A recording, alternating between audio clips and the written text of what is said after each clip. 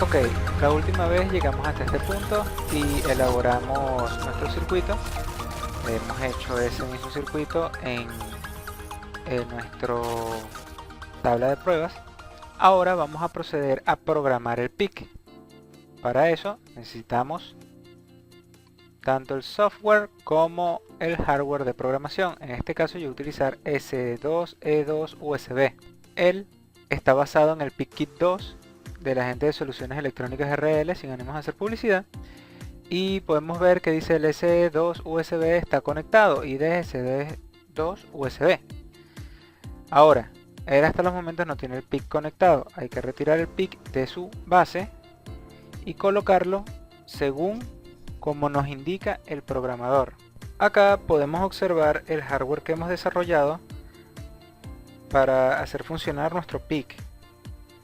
Podemos ver acá claramente que estos puntos acá será el punto de conexión de 5 voltios conectados a estos puntos, que será alimentado directamente a un cargador que no hemos colocado todavía, y adicionalmente tenemos el punto de tierra que está acá hacia este punto y este punto, y podemos ver la resistencia conectada hacia el pin 1 que es el master clear, un cable para poder conectarlo hacia 0 voltios y poder resetear el PIC. Tenemos un solo relé de los dos relés que vimos en el montaje anterior. Tenemos la resistencia en el pin 23, que va a ser el efecto de la resistencia a tierra o la referencia a tierra, que va a tener la señal de 5 voltios que venga de la fuente. Este cristal no está haciendo nada, este interruptor no está haciendo nada. Tenemos aquí el sujetador del resultado del relé común por este lado. En el segundo pin por este otro tenemos el contacto normalmente abierto. Por otro lado tenemos acá el transistor 2N2222A conectado a la base hacia el pin 22, si no me equivoco 23.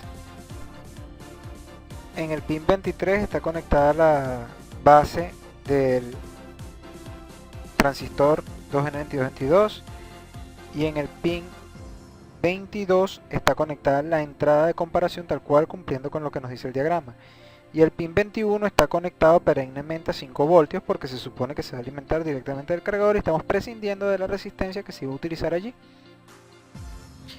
El relé, por otro lado, estos relés que son de 12 voltios, 5 voltios, tienen algo particular, que es que no importa la polaridad del mismo.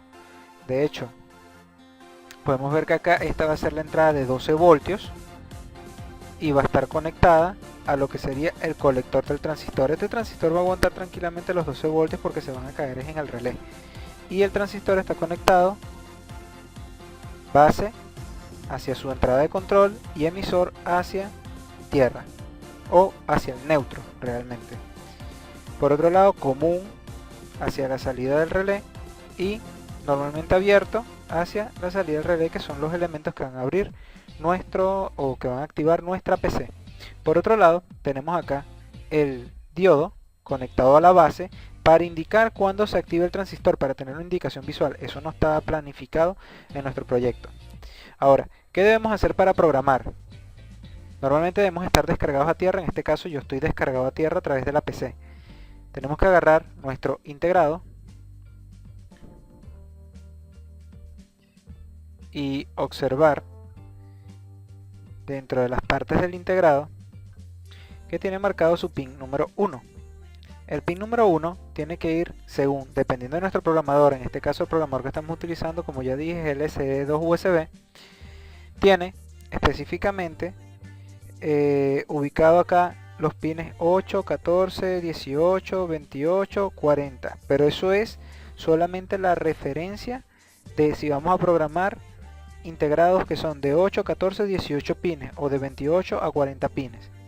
Por otro lado, el primer pin, en este caso vamos a asumir que está en este punto, que este es el pin 1. Veamos si es cierto. Volteamos el integrado y lo colocamos. Él es de 28 pines, lo voy a colocar. Lo tengo colocado acá en la opción de 28 y lo voy a colocar acá en los puntos de programación para 28 pines. El problema de este tipo de base es que no calza correctamente, pero por eso no nos tenemos que preocupar mucho. Lo que necesitamos es que él haga contacto eléctrico. O sea, con sostenerlo así basta y sobra para hacer la programación. Ok, ahora veamos el software. Debemos mandar a leer el PIC. Nos dice que hay un error de voltaje, que reinsertemos nuevamente. Tratamos de leer el PIC nuevamente. Nos sigue dando error. Ok, ahora sí hemos seleccionado, hemos mandado a leer correctamente el PIC. Hemos tenido que voltear e indicar que el pin 1 se encuentra en la posición contraria. Hemos visto que no se ha dañado el PIC por colocarlo al revés, pero ya sí hemos podido leerlo correctamente. Se supone que el programador tiene que tener esa capacidad. Ahora, necesitamos agregarle un hexadecimal y para eso hay que importarlo. ¿De dónde lo vamos a importar? Si recuerdan, nosotros estábamos trabajando en un proyecto que se encontraba en el disco duro D, en la carpeta de micro, PICx, this, default, production, pic.x.production.x. Recuerden que el software que tenemos que, el firmware realmente, que tenemos que montar dentro de nuestro PIC, tiene que estar guardado en .exe, o sea, en un archivo hexadecimal, para poder hacer la programación efectiva. Entonces, una vez que hacemos eso, le decimos escribir y él va a comenzar a realizar la grabación del firmware dentro de nuestro PIC. Y una vez que termina de escribir, podemos darle a la opción verificar para validar que efectivamente ha guardado el software dentro del PIC. Nos dice verificación exitosa, quiere decir que nuestro PIC ya tiene nuestro firmware cargado. Después de eso, lo que hacemos es colocar el PIC de nuevo en su circuito, según los pines que habíamos coordinado para que funcionara, y colocarle energía para que podamos apreciar el funcionamiento del mismo. Uno de los errores más comunes que cometemos al tratar de hacer estos proyectos con PIC es que olvidamos colocar las alimentaciones que se supone que nos van a encender el PIC. Para poder saber cuál es la alimentación que vamos a utilizar, tenemos que ir al datasheet del PIC. Sabemos que el 2550 es un PIC familia del 4550, así que está en el mismo datasheet. Aquí podemos ver la configuración de los pines y nos dice que el pin 8 y el pin 19 van a tierra. Entonces vemos acá en el PIC el 8 que está aquí, tenemos que colocarlo a tierra, y el 19 también debemos colocarlo a tierra. El 20 tiene que ir a BDD o a la alimentación positiva. Vamos a hacer las modificaciones. Recuerden que el PIC que van a utilizar debe concordar con el PIC que invocan en el programa. Tengo que hacer esta modificación y además hacer la customización del proyecto para poder definir el PIC que se va a utilizar, que ya no es el 4550 sino el 2550. Aplicar los cambios, compilar. Todo lo demás lo podemos dejar igual porque utilizamos un puerto que existe en ambos PIC y todas las configuraciones son las mismas, pero si no le decimos que es el otro PIC, entonces los registros de las librerías no van a ser los mismos. Una vez que compilamos, volvemos a hacer el proceso de programación. Algunas veces puede ocurrir que el PIC con la configuración del software que le estamos montando no arranque directamente, y es debido a que le hace falta colocar los parámetros de configuración. Acá en Windows PIC Memory View Configuration Bit podemos hacer la configuración de los bits de los parámetros de configuración del PIC. Bueno, lo tenemos abierto varias veces. Vamos a ir cerrando aquí los que no nos interesan y vamos a ver uno solo. El PIC nos va a pedir, podemos configurar por acá o podemos configurar por acá. En este caso yo le voy a decir que vamos a utilizar oscilador interno y el oscilador externo va a ser para el USB. El oscilador externo va a estar del PLL dividido entre 2. Eso realmente no nos importa porque no vamos a usar USB en este punto. De resto, seguimos viendo acá los distintos bits de configuración. Podemos ver falla del reloj, desactivado, activado. Cambio del modo, desactivado. PW Power Up Time Enable, desactivado. Brown Out, desactivado. Voltaje mínimo de trabajo, Podemos configurarlo a 2.5 voltios o podemos configurarlo a 459 voltios para que tenga un voltaje mínimo de trabajo definido. En este caso yo voy a decir 4.33 voltios. Ajá, ese es el voltaje que puede tener Borrow Out Reset Voltage Bit. Ah, ¿con qué tensión se resetearía el peak? Vamos a dejarlo en el mínimo, no hay problema. Watchdog Timer. Watchdog Timer lo voy a desactivar. Precisamente porque no me interesa que el Watchdog Timer me resete el peak. Porque él va a estar durante bastante tiempo haciendo continuas instrucciones. Puerto B configurado como entradas analógicas de los canales. Puerto B configurado como entradas digitales después de un reset. Timer 1 configurado como alto poder. ¿Verdad? Aquí podemos seguir viendo los distintos bits de configuración, pero yo creo que con eso que ya hemos colocado basta y sobra, sin proteger la EEPROM, sin proteger el código y las instrucciones extendidas. Le damos acá generar source code to output y en este punto nos aparece lo que deberíamos colocar antes de el include. Copiamos, nos vamos antes de los include y pegamos. Y desde este punto de vista ya tenemos todas las configuraciones hechas de antemano. Compilamos, varios warnings no nos van a aparecer, otros sí van a seguir apareciendo.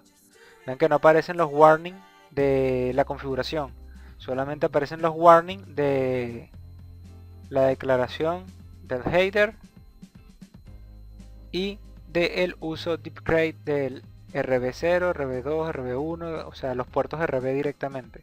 Son los únicos warnings que nos aparecen. Y después de eso volvemos a programar. Entonces podemos ver que hemos hecho unas modificaciones al circuito. Hemos colocado principalmente este LED que se encuentra acá para poder identificar cuándo se está activando el transistor. Tomen en cuenta de que el LED tiene que tener una resistencia independiente del transistor para poder activarse, porque acuerden que el LED se activa aproximadamente con 3 voltios y el transistor con 0,7 voltios. Por tanto, si los colocaran directamente al pin del transistor, no activaría de manera directa. Por otro lado, se le ha hecho una pequeña modificación al programa debido a que el PIC estaba encendiendo de manera inestable, no nos daba el tiempo correcto. La modificación que se realizó fue esta que está acá. Se colocó que mientras que la frecuencia no sea estable, no avanza hacia el código general. Eso genera un retardo aproximado de 2-3 segundos, un retardo inestable, pero que nos sirve para controlar cuando el PIC se desenergiza y se energiza. Una vez que el PIC esté energizado y ocurre un evento y él no pierda la energía, simplemente va a estar dentro del código y no va a afectar más nada. Entonces veamos el funcionamiento del mismo. Voy a dejar que se vea acá el temporizador de este segmento de video y voy a proceder. Aquí tengo positivo negativo de un cargador de celular que intervine cortándolo y separándolo, sacando los cables aparte. Y bueno, vamos a colocar acá la conexión aproximadamente ahora en 51 segundos y vamos a ver cuando encienda el LED, que es lo que nos interesa particularmente.